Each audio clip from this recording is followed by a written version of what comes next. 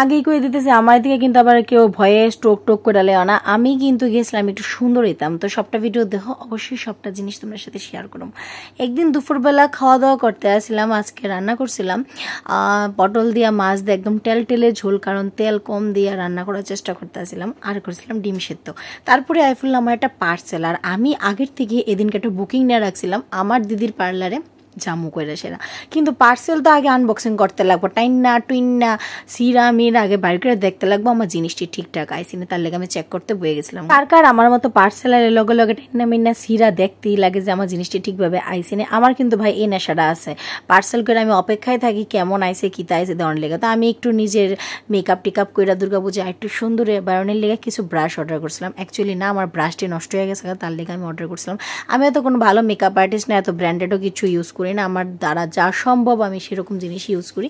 আর এদিকে একটা ব্রাশ আনছিলাম, কেউ দেখে বুঝতে পারছেন একটা রাবারের ব্রাশ আসছিল। যারা মাথাতে ড্যান্ড্রফ আছে তোমরা ড্যান্ড্রফ ক্লিয়ারের লেগে এটা দিয়ে আরামসে মাসাজ করে শ্যাম্পু করে নিতে পারো।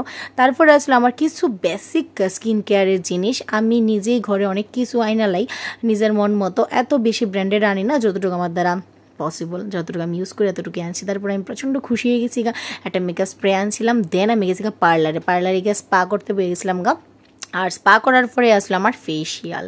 আর ফেসিয়াল করতে করতে দিদিগুলো চল তোরা একটা সুন্দর ফেসিয়াল করে দিই। ফেসিয়ালের নামটা আমার কেউ জিজ্ঞেস করো না, এটা একটা কী তা ফেসিয়াল আছে আমি জানি না। তো এটা রাবারের একটা প্যাক আসছিল। দেন দিদি যেটা ভালো মনে করে আমি এটাতেই মানে খুশি হয়ে যায়, কারণ দিদি আমার এই কোনো কিছু খারাপ দিত না, এটা আমার পুরা বিশ্বাস।